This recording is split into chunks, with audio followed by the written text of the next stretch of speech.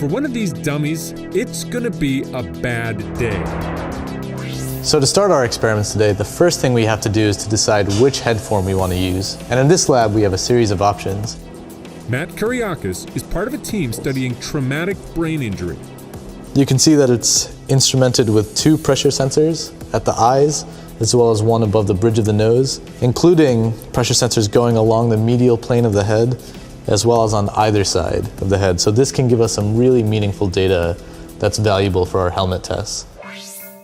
Today, they're using this shockwave tube to measure the amount of damage an IED blast can do to the brain.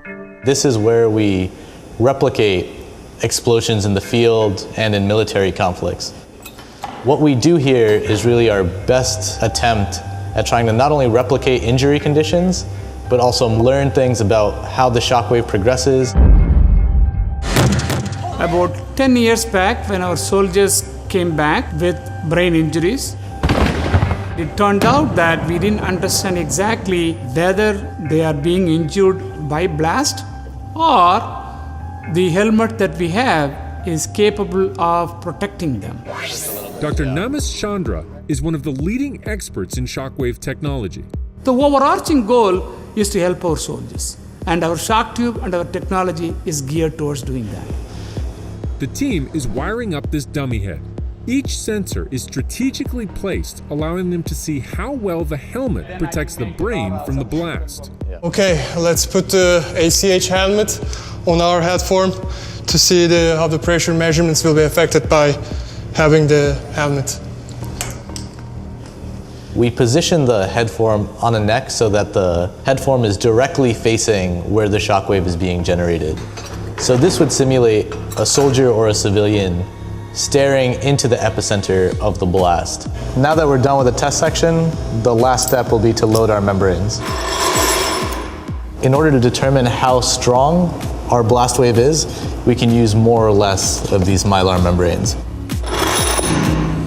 I can tell you that our current shock tube setup will be approximately equivalent to 1.5 pounds of C4 at a 50-meter standoff distance.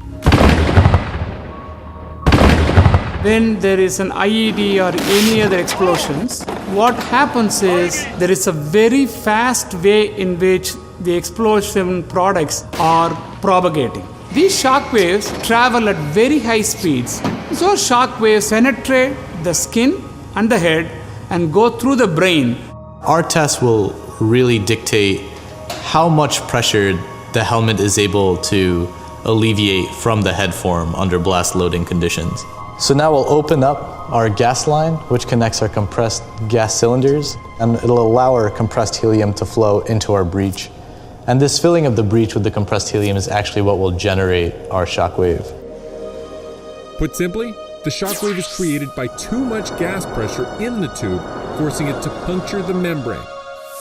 It only takes a few minutes. So as you can see, these are what the membranes look like after a blast. It's almost as if a boxer punched through, because that's very similar to what is actually happening. And in case you guys forgot, these started as 3 of these. Matt checks the results.